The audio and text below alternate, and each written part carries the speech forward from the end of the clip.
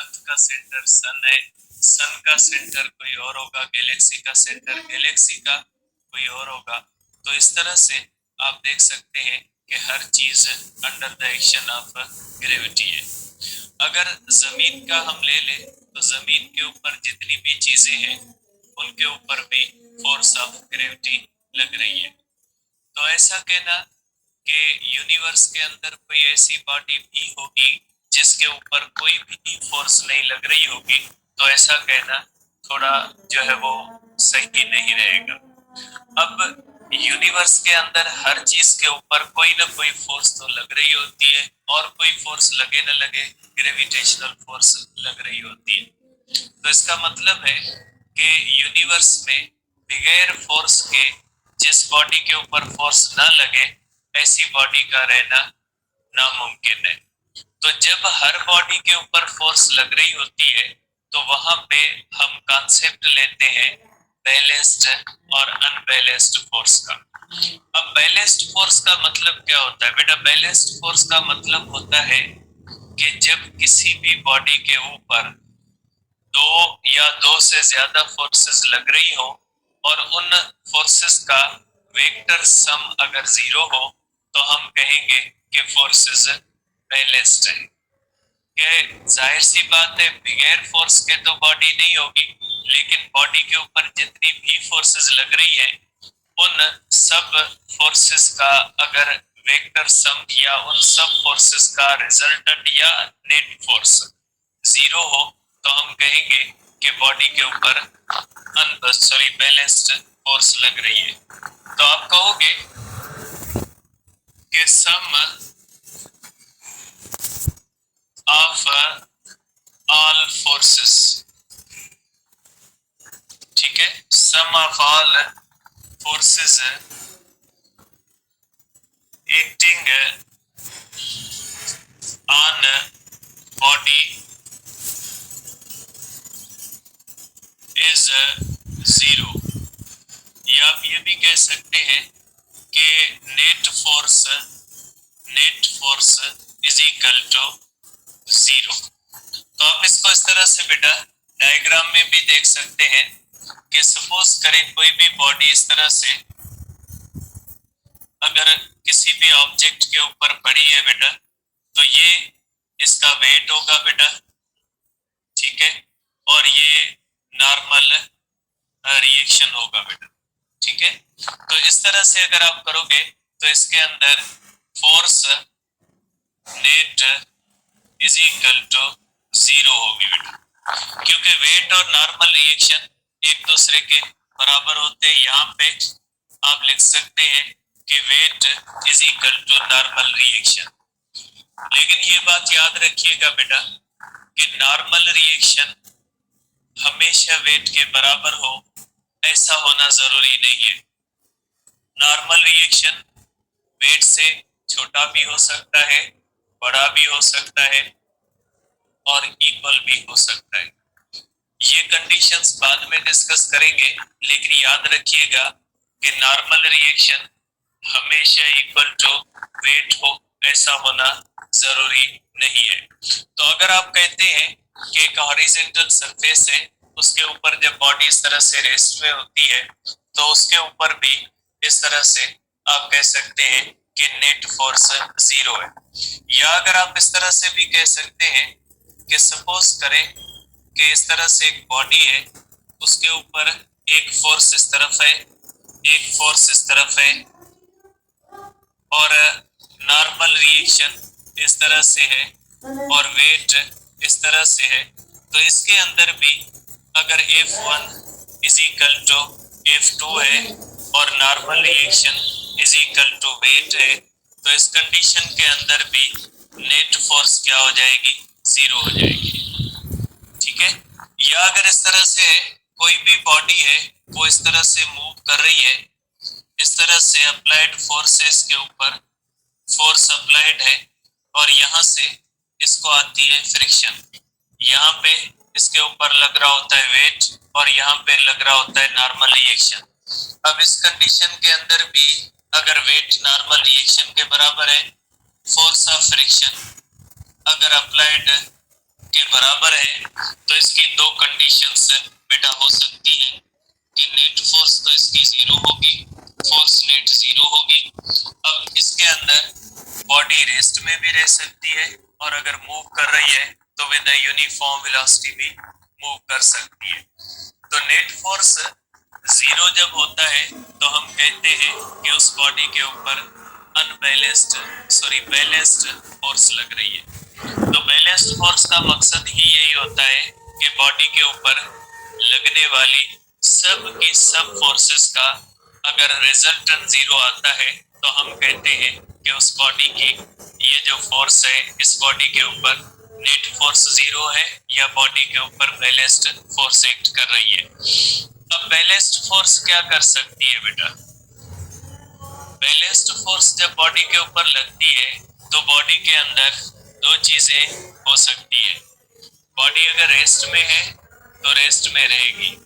अगर कोई भी बॉडी मूव कर रही है विद द यूनिफॉर्म, अगर मूव कर रही है तो उस बॉडी की वेलोसिटी यूनिफॉर्म रहेगी under the action of balanced force. तो आप कहोगे बेटा कि जब कोई भी बॉडी है उसके ऊपर अगर बैलेंस्ड फोर्स लग रही है तो बॉडी रेस्ट में रहेगी या बॉडी अगर मूव कर रही है तो वो मूव करेगी विद द यूनिफॉर्म वेलोसिटी। तो आप इसको इस तरह से कह सकते हैं कि बेटा कि when balanced force is acting on body, when body is under action of balanced force। जब बैलेंस्ड फोर्स होती है बेटा, जब बैलेंस्ड फोर्स होती है देन दो चीजें हो सकती है बेटा। एक ये हो सकती है कि बॉडी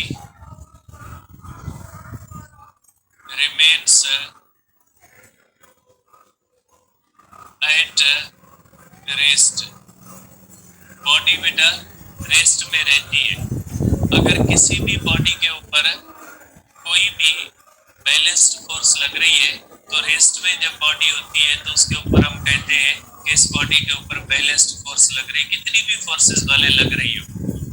लेकिन अगर वो बॉडी रेस्ट में है तो हम कहेंगे बैलेंस्ड फोर्स है, ये बॉडी के ऊपर बैलेंस्ड फोर्स है। नंबर 2 बेटा, body is moving with uniform velocity, body uniform velocity से मूव करती है, इसके अंदर एक्सेलरेशन इज इक्वल टू 0 होती है बेटा। तो आप कहोगे कि अगर कोई भी बॉडी यूनिफॉर्म वेलोसिटी से मूव कर रही है तो उसके ऊपर भी बैलेंस्ड फोर्स लग रही है। तो इस चीज से एक कंक्लूजन आता है कि बैलेंस्ड फोर्स कभी भी एक्सीलरेशन पैदा नहीं कर सकती और बैलेंस्ड फोर्स कभी भी स्टेट चेंज नहीं कर सकती।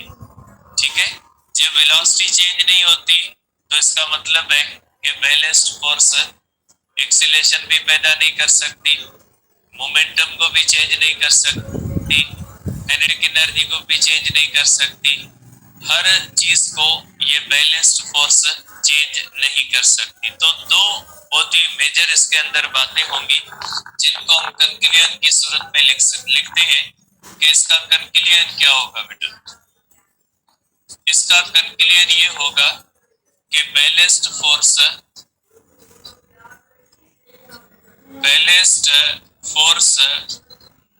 Can not change state of body or cannot produce acceleration बेटा। तो ये हो जाएगी हमारे पास बेटा balanced force can not change state of body और कैन नॉट प्रोड्यूस एक्सेलरेशन बेटा। अब हम करते हैं बेटा कि दूसरी जो फोर्स होती है अनबैलेंस्ड फोर्स क्या होती है बेटा। अनबैलेंस्ड फोर्स क्या है या अनबैलेंस्ड फोर्स क्या कर सकती है बेटा। अनबैलेंस्ड फोर्स का मतलब या मकसद क्या होता है बेटा। अनबैलेंस्ड फोर्स का मतलब होता है जिसके अंदर सम ऑफ ऑल फोर्सेस जीरो ना हो। ठीक है बेटा।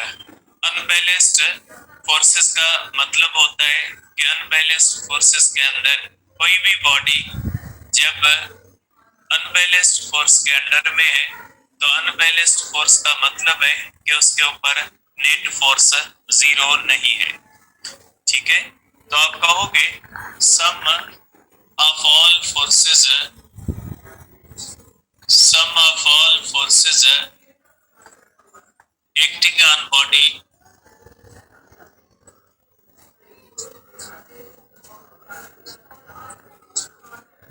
Is not zero. ठीक है, sum of all forces acting on a body is not zero बेटा। या आप ये भी कह सकते हैं कि net force is not equal to zero. जैसे अगर आप इस तरह से कहें एक बॉडी है, इसके ऊपर इस तरफ अगर 10 न्यूटन फोर्स लग रही है और इस तरफ अगर हमारे पास 5 न्यूटन फोर्स लग रही है तो इसके ऊपर नेट फोर्स जो होती है ये 5 न्यूटन होती है। मीन्स नेट फोर्स जो है ये नॉट इक्वल टू जीरो है। Means force is unbalanced. यहाँ पे फोर्स जो है वो अनबैलेंस्ड फोर्स है। अब अनबैलेंस्ड फोर्स क्या कर सकती है बेटा। अनबैलेंस्ड फोर्स के बारे में ही न्यूटन के लॉज है कि जब किसी भी बॉडी के ऊपर अनबैलेंस्ड फोर्स लगेगी तो उसको क्या होगा ये हमें बताता है न्यूटन का लॉ। लेकिन सिंपली आप ये कह सकते हैं कि जब अनबैलेंस्ड फोर्स लगती है तो एक्सीलरेशन भी पैदा होती है और अनबैलेंस्ड फोर्स जो होती है वो स्टेट भी चेंज करती है। अनबैलेंस्ड फोर्स मोमेंटम भी चेंज करती है। अनबैलेंस्ड फोर्स काइनेटिक एनर्जी भी चेंज करती है। तो ये सब की सब चेंजेस जो होती है ये किस वजह से आती है, ये हमेशा अनबैलेंस्ड फोर्स की वजह से आती है। आप लिख सकते हैं बेटा इसका कंक्लूजन, भले आप इसका भी कर लें कि unbalanced force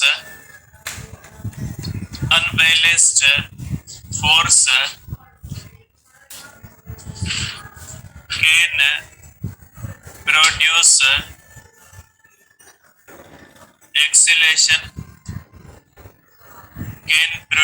acceleration, can change state of body and also can change momentum as well as kinetic energy of body. ठीक है, तो आप कह सकते हैं कि ये एक्सीलरेशन भी पैदा कर सकती है, स्टेट चेंज भी कर सकती है और ये जो है वो मोमेंटम और काइनेटिक एनर्जी को भी चेंज कर सकते हैं। आप लिख सकते हैं यहाँ पे can not change momentum as well as kinetic energy. तो ये बेटा आपके माइंड में क्लियर होना चाहिए कि बैलेंस्ड फोर्स और अनबैलेंस्ड फोर्स में डिफरेंस क्या है, या बैलेंस्ड और अनबैलेंस्ड फोर्सेस क्या कर सकती है किसी भी बॉडी के ऊपर बेटा। ठीक है, तो ये जहन में आपके बिल्कुल क्लियर होना चाहिए। अब करते हैं बेटा नेक्स्ट हमारे पास। अब नेक्स्ट हमारे पास है बेटा इस तरह से न्यूटन के लॉज है बेटा हमारे पास।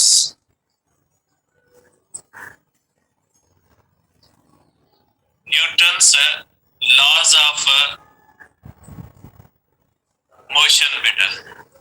अब न्यूटन्स लॉज ऑफ मोशन जो होते हैं इसके बारे में हम डिस्कस करेंगे कि न्यूटन के लॉज क्या कहते हैं बेटा।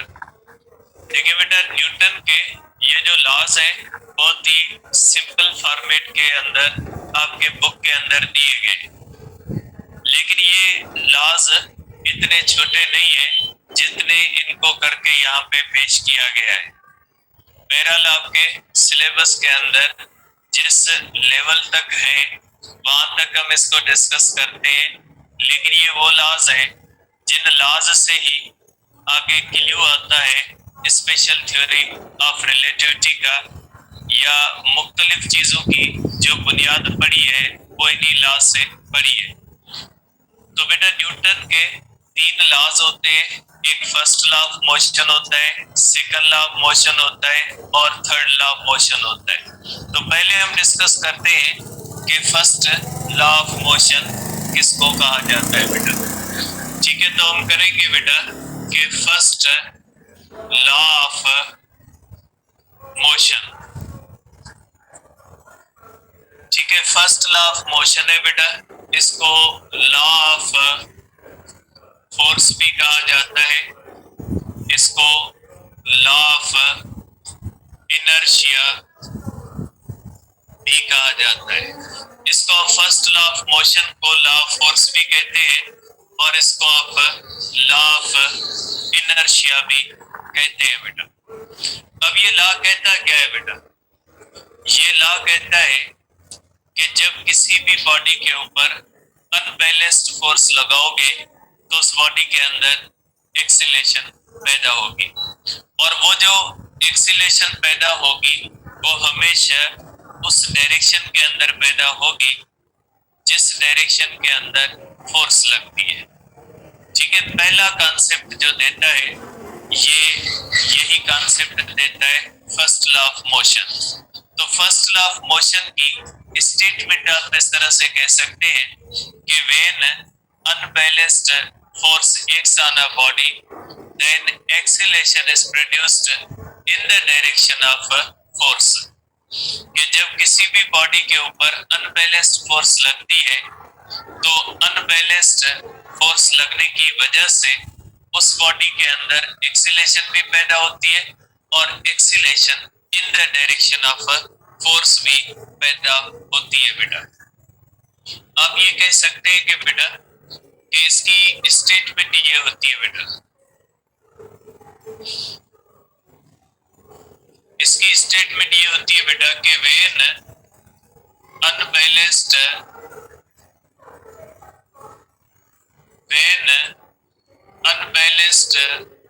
Force acts on body then acceleration is produced in the direction of force, in the direction of force बेटा। जब किसी भी बॉडी के ऊपर अनबैलेंस्ड फोर्स लगती है तो उस बॉडी के अंदर एक्सीलरेशन पैदा होती है और एक्सीलरेशन का डायरेक्शन वही होता है जो फोर्स का होता है।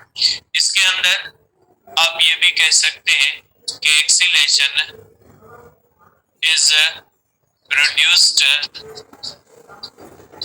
Due to unbalanced force. ठीक है, अनबैलेंस्ड फोर्स एंड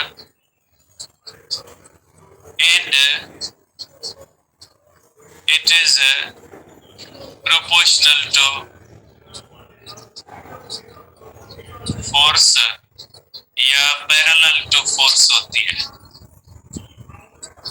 proportional और parallel to force होती है बेटा। आप कह सकते हैं कि जब किसी भी बॉडी के ऊपर अनबैलेंस्ड फोर्स लगती है तो अनबैलेंस्ड फोर्स लगने की वजह से उस बॉडी के अंदर एक्सीलरेशन पैदा होती है और उस बॉडी की जो है वो acceleration in the direction of force भी होती है। तो आप यहां से कह सकते हैं कि अनबैलेंस्ड फोर्स एक्सीलेशन पैदा कर सकती है। इसका मकसद है अनबैलेंस्ड फोर्स स्टेट भी चेंज कर सकती है। तो आप कहेंगे कि unbalanced force can change state of body. Unbalanced force changes state of body. Means जब किसी भी बॉडी के ऊपर अनबैलेंस्ड फोर्स लग रही होगी तो उसकी बॉडी की स्टेट एक नहीं रहेगी। अगर रेस्ट वाली बॉडी के ऊपर अनबैलेंस्ड फोर्स लगेगी तो वो मूव करना शुरू कर देगी, लेकिन वो मोशन भी एक्सीलेशन वाली मोशन होगी।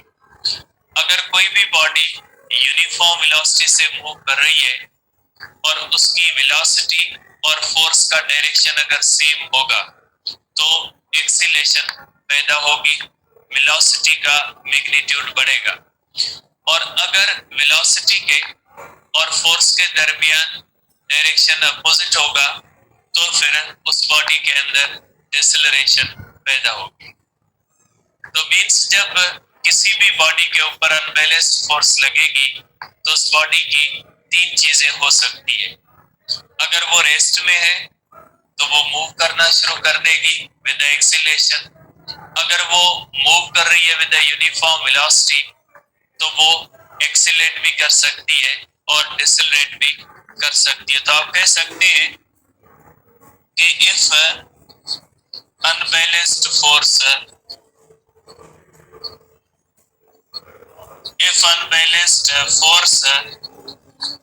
acts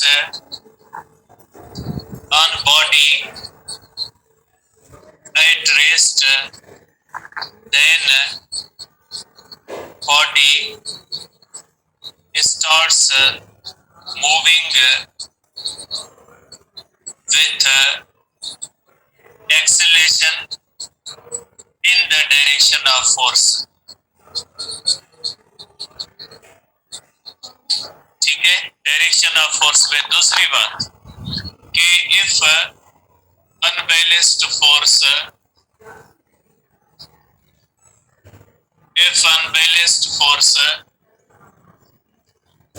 is acting on body moving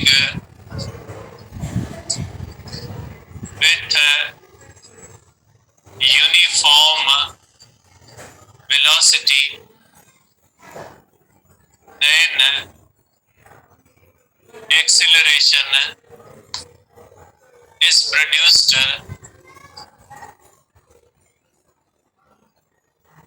if v and f is, ये जो है बेटा दोनों पैरेलल है।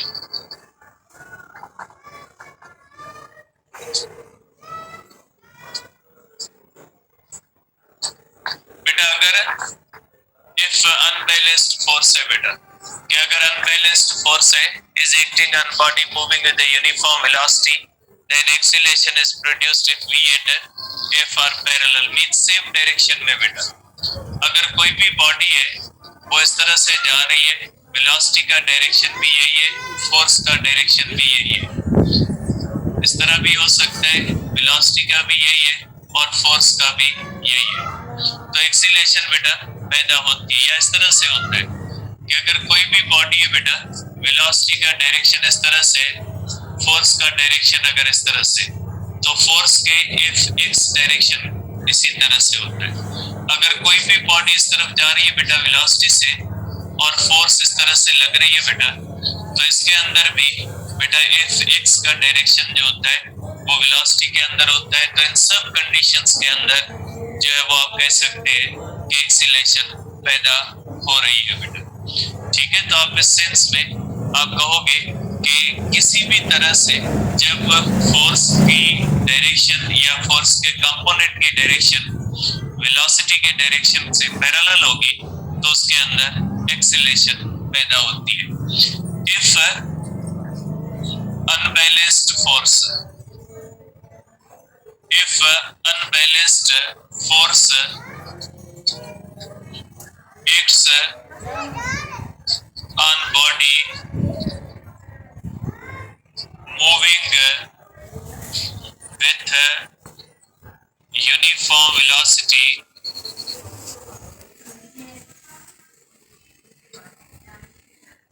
making equal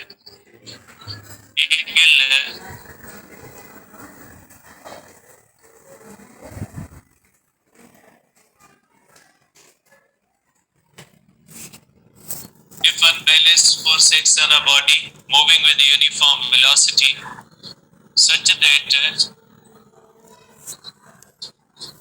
force are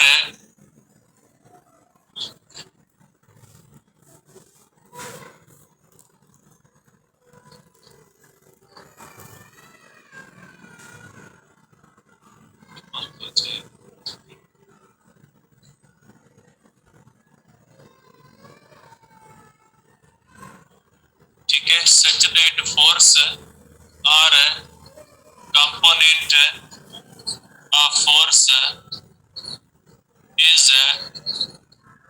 anti-parallel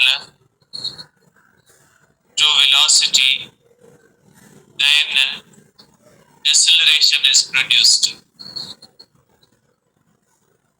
Deceleration is produced बेटा, deceleration पैदा होती है जब अनबैलेंस्ड फोर्स का कोई भी कंपोनेंट वेलोसिटी से अपोजिट हो या फोर्स खुद वेलोसिटी से अपोजिट हो, इस तरह से बेटा, ठीक है।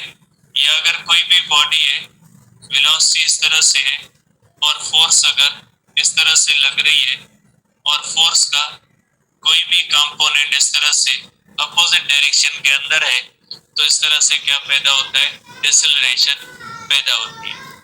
तो अनबैलेंस्ड फोर्स जो होती है वो स्टेट चेंज करती है और स्टेट चेंज करने के बाद उस बॉडी की अंदर एक्सीलरेशन पैदा करती है या डिसेलरेशन पैदा करती है, मींस वेलोसिटी को कम करती है। इसका मतलब ये भी हुआ कि ये जो अनबैलेंस्ड फोर्स है ये क्या कर सकती है, मोमेंटम को और काइनेटिक एनर्जी को भी चेंज कर सकती है। तो आप कहोगे, आगे आप कहोगे बेटा कि अनबैलेंस्ड फोर्स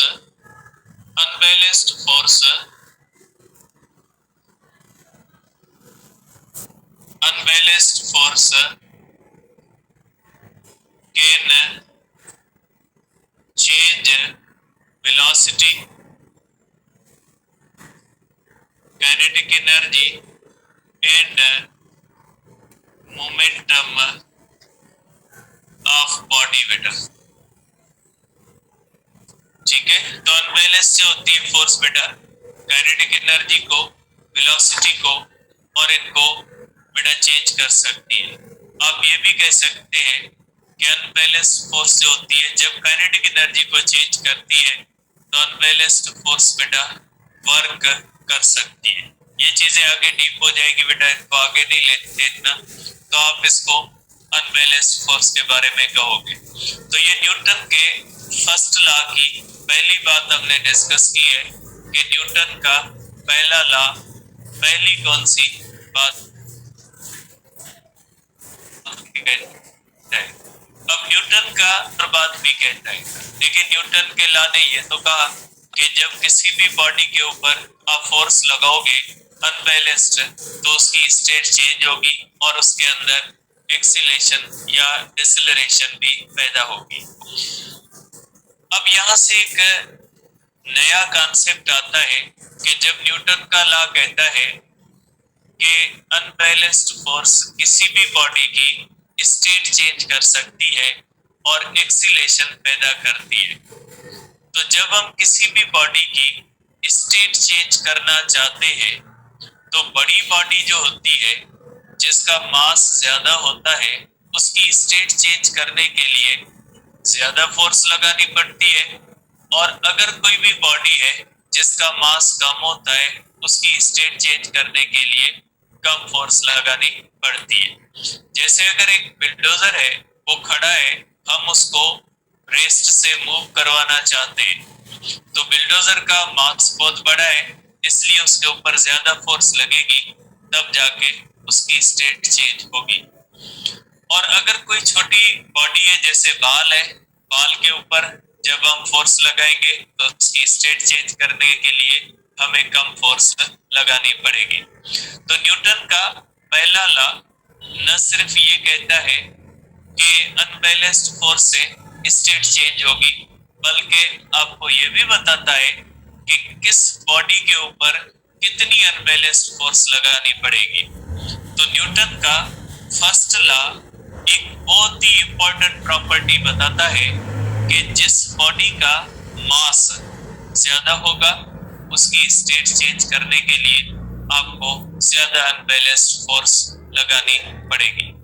इसका मतलब ये हुआ कि न्यूटन कहता है कि हर बॉडी के मास के अंदर एक ऐसी प्रॉपर्टी होती है जिसकी वजह से उस बॉडी के अंदर एक ऐसी प्रॉपर्टी आ जाती है कि जब किसी भी बॉडी के मास ज्यादा होता है तो उसकी स्टेट चेंज करने के लिए ज्यादा फोर्स लगानी पड़ती है। इसका मतलब ये हुआ कि मास की ये प्रॉपर्टी जो होती है इसको हम इनर्शिया कहते हैं, कि हर मास अपनी स्टेट को बरकरार रखने की कोशिश करता है। अगर आप उसकी स्टेट चेंज करने की कोशिश करोगे तो उसके लिए आपको कितनी ज्यादा अनबैलेंस्ड फोर्स लगानी पड़ेगी वो आपको पता लगता है उसके मास से। अगर किसी भी बॉडी के अंदर मास ज्यादा है तो वो अपनी स्टेट चेंज करने के लिए ज्यादा फोर्स रिक्वायर करेगा।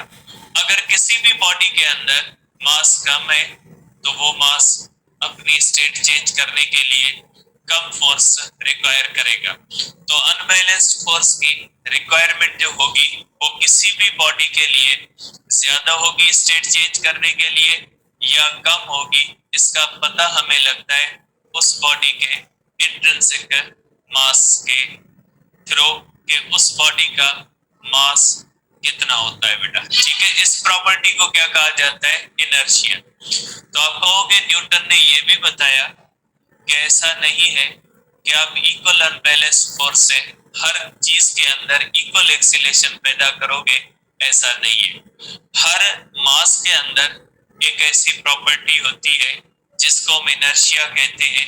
ये न्यूटन का कॉन्सेप्ट है कि इनर्शिया का ताल्लुक सिर्फ और सिर्फ मास के साथ है। ठीक है, तो अकॉर्डिंग टू द न्यूटन कि जब किसी भी बॉडी की आप स्टेट चेंज करना चाहोगे तो उसके लिए आपको ज्यादा अनबैलेंस्ड फोर्स चाहिए होगी या कम अनबैलेंस्ड फोर्स चाहिए होगी, ये डिटरमाइन करेगा उस बॉडी का intrinsic mass, quantity of matter. अगर उस बॉडी के अंदर क्वांटिटी ऑफ मैटर उसका मास ज्यादा है तो उसके लिए आपको ज्यादा अनबैलेंस्ड फोर्स लगानी पड़ेगी स्टेट चेंज करने के लिए। और अगर किसी भी बॉडी का मास कम है तो उसकी स्टेट चेंज करने के लिए आपको कम अनबैलेंस्ड फोर्स लगानी पड़ेगी। तो ये जो हर मास के अंदर प्रॉपर्टी होती है कि बड़ा मास है तो ज्यादा फोर्स चाहिए, अनबैलेंस्ड उसकी स्टेट चेंज करने के लिए, कम मास है तो कम अनबैलेंस्ड फोर्स चाहिए उसकी स्टेट चेंज करने के लिए। तो ये जो प्रॉपर्टी ऑफ द मास होती है, इस प्रॉपर्टी ऑफ द मास को हम कहते हैं कि ये इनर्शिया है बेटा। तो इनर्शिया का ताल्लुक किसके साथ है? मास के साथ है। और according to the Newton inertia is measure of mass. जबकि आपको पता है कि आइंस्टाइन कहता था कि इनर्शिया सिर्फ मास के अंदर नहीं होती, एनर्जी के अंदर भी इनर्शिया है। तो यहाँ पे डिफरेंस है बिटवीन क्लासिकल फिजिक्स और मॉडर्न फिजिक्स के मास इनर्शिया का ताल्लुक न्यूटन के मुताबिक सिर्फ मास के साथ है, आइंस्टाइन के मुताबिक मास और एनर्जी दोनों के साथ है। आइंस्टाइन कहता था कि एनर्जी हैज इनर्शिया और एनर्जी का ताल्लुक मास के साथ भी है। तो आप कह सकते हैं कि बेटा यहाँ से आप इनर्शिया का कॉन्सेप्ट कर सकते हैं कि इनर्शिया, ठीक है, प्रॉपर्टी है बेटा, ये इनर्शिया प्रॉपर्टी है। Property of mass due to which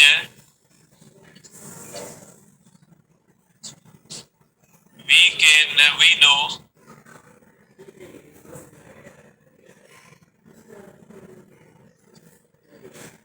how much force unbalanced beta, how much unbalanced force is required to change state of body. ठीक है बेटा। अब इनर्शिया एक प्रॉपर्टी है, ध्यान में रखिएगा, फिजिकल क्वांटिटी नहीं है, ये प्रॉपर्टी है बेटा। ठीक है, ये प्रॉपर्टी है और ये प्रॉपर्टी किसके साथ है बेटा? ये प्रॉपर्टी एसोसिएटेड है मास के साथ। तो अकॉर्डिंग टू द न्यूटन के ज्यादा अनबैलेंस फोर्स चाहिए होगी स्टेट चेंज करने के लिए जब उस बॉडी के अंदर ज्यादा मास होगा। तो आप कहोगे कि inertia is associated with mass only. ये न्यूटन का मैं लिख लेता हूं क्योंकि आइंस्टाइन का अलग कॉन्सेप्ट है। According to the Newton, inertia is a property of mass। property of mass है बेटा। inertia is property associated with mass, associated with mass only। ठीक है, अब इसके मुताबिक inertia of body is constant because mass is constant. बेटा Newton के मुताबिक मास किसी भी बॉडी का कांस्टेंट होता है तो उसकी इनर्शिया कांस्टेंट होती है, लेकिन आइंस्टाइन के मुताबिक मास कांस्टेंट नहीं है, इनर्शिया कांस्टेंट नहीं है। Inertia body is constant because at moderate speeds, बेटा मैं वर्ड मॉडरेट लिख लेता हूं यहाँ, moderate speeds mass is constant. बेटा न्यूटन के मुताबिक मॉडरेट का तो आइंस्टाइन ने वर्ड इस्तेमाल किया था, लेकिन मैंने जनरली इस्तेमाल कर दिया है कि आम स्पीड्स पे मास कांस्टेंट रहता है, इसलिए इनर्शिया को आप कांस्टेंट मानोगे। ठीक है, तो आप कह सकते हैं कि ये जो है आप इसको इस तरह से समझ सकते हैं कि फॉर एग्जांपल, ठीक, अब ये बात समझिएगा बेटा कि इस बात का मकसद क्या है कि इनर्शिया कांस्टेंट है। न्यूटन कहता था, बेटा ध्यान से, तवज्जो से, थोड़ा तवज्जो से, सपोज करें एक बॉडी है बेटा, इसका मास है 10 किलोग्राम बेटा और इसकी वेलोसिटी है 10 मीटर पर सेकंड। ये बॉडी इस तरह से जा रही है बेटा, इसकी वेलोसिटी इस तरह से। अब थोड़ा वेलोसिटी को बढ़ा दे बेटा,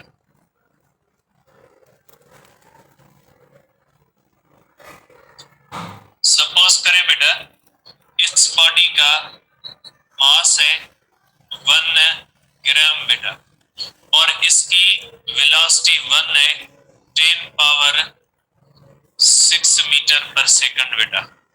ठीक है, 10 पावर 5 कर दे, 10 पावर 5 मीटर पर सेकंड है बेटा।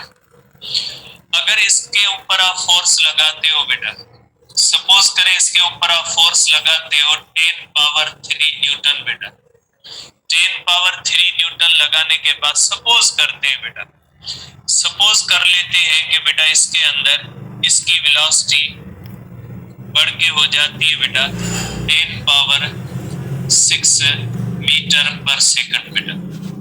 ठीक है, आपने force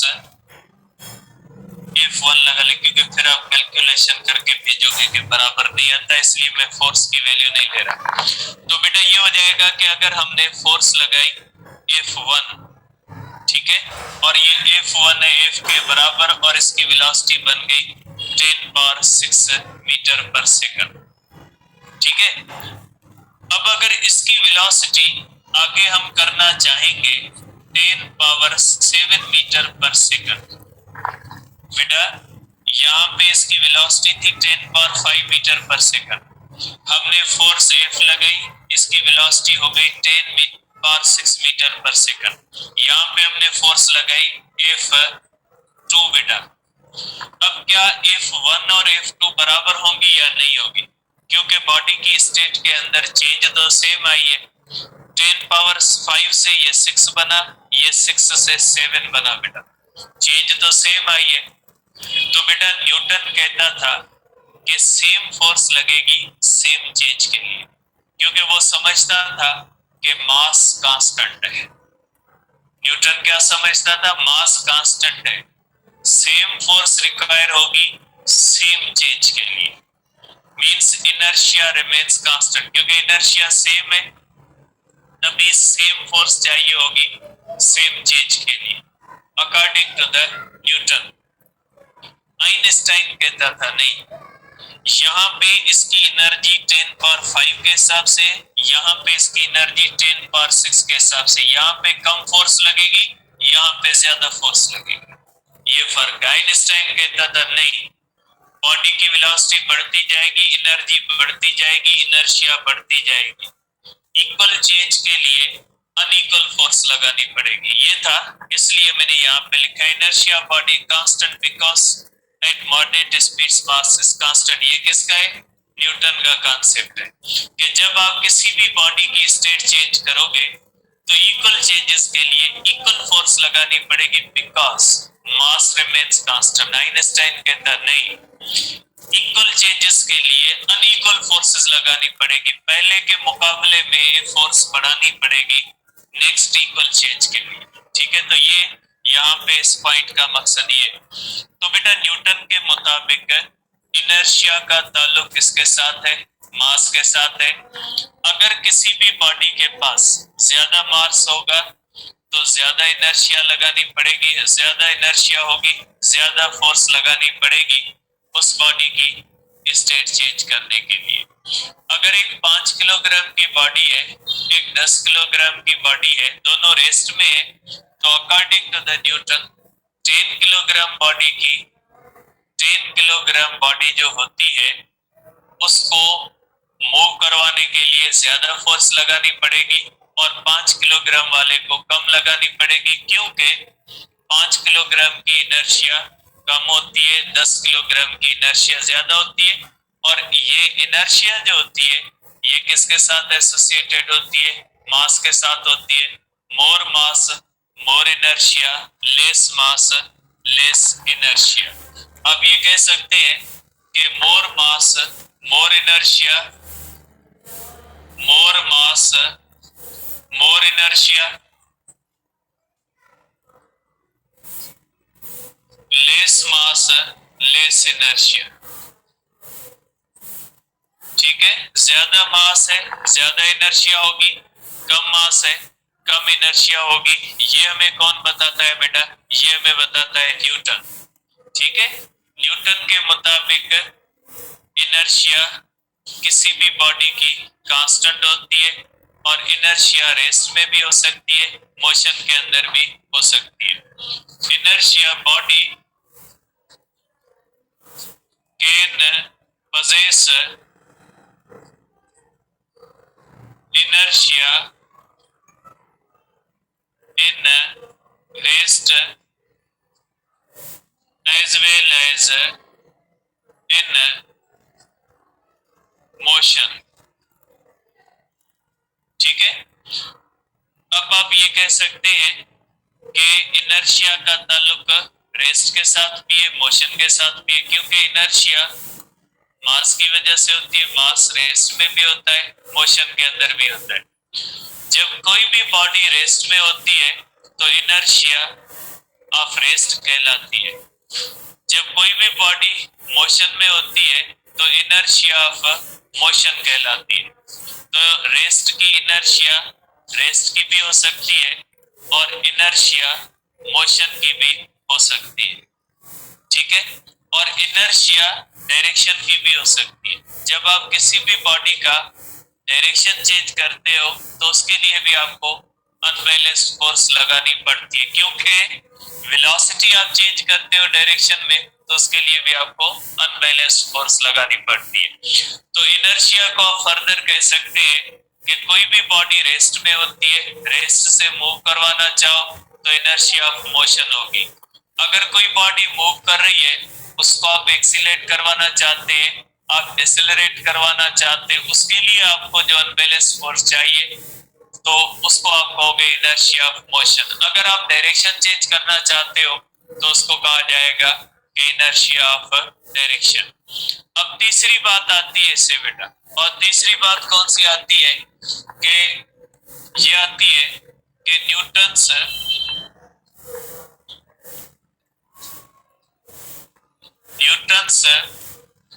first law is also called law of inertia. Law of inertia कहलाता है बेटा। न्यूटन का फर्स्ट लॉ जो होता है वो लॉ ऑफ इनर्शिया भी, सॉरी लॉ ऑफ फोर्स भी कहा जाता है बेटा, लॉ ऑफ फोर्स बेटा। अब ये लॉ ऑफ फोर्स क्यों कहलाता है बेटा? देखिए ये लॉ आपको मास की जिस तरह से प्रॉपर्टी बताता है ना कि मास की एक प्रॉपर्टी है जिसकी वजह से ज्यादा मास होगा ज्यादा इनर्शिया होगी, इसी तरह से बेटा, इसी तरह से फोर्स की भी एक प्रॉपर्टी बताता है। और फोर्स की क्या प्रॉपर्टी बताता है? फोर्स की ये प्रॉपर्टी बताता है कि फोर्स जो होती है वो किसी भी बॉडी की स्टेट चेंज कर सकती है या स्टेट चेंज करने की कोशिश कर सकती है, क्योंकि यहाँ पे इनर्शिया की वजह से जब हम स्टेट चेंज करते हैं तो उसके लिए जो हमें एजेंसी एक्ट करनी पड़ती है उस एजेंसी को हम फोर्स कहते हैं। तो ये फोर्स की एक डेफिनेशन प्रोवाइड करता है कि आखिरकार ये फोर्स होती क्या है। तो आप कहोगे कि न्यूटन का जो सेकंड लॉ है, सॉरी फर्स्ट लॉ है, ये आपको डेफिनेशन प्रोवाइड करता है फोर्स की। तो आप इसको इस तरह से कहोगे कि Newton's first law, Newton's first law बेटा states that force is an agency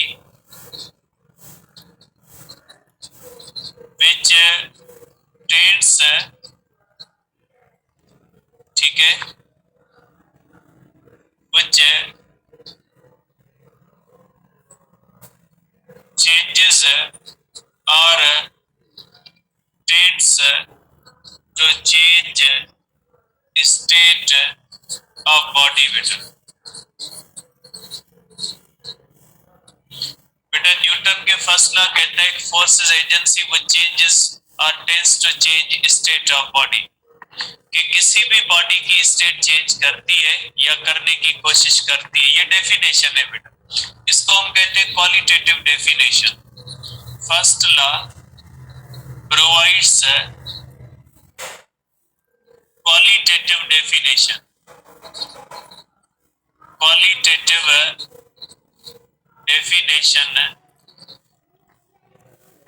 of force बेटा। फर्स्ट लॉ जो होता है ये क्वालिटेटिव डेफिनेशन प्रोवाइड करता है। क्वालिटेटिव डेफिनेशन का मकसद है डेफिनेशन विदाउट फार्मूला, ये हमें प्रोवाइड करता है न्यूटन का फर्स्ट लॉ जो है वो फोर्स की क्वालिटेटिव डेफिनेशन देता है। कल डिस्कस करेंगे बेटा कि सेकंड लॉ और थर्ड लॉ क्या कहते हैं बेटा।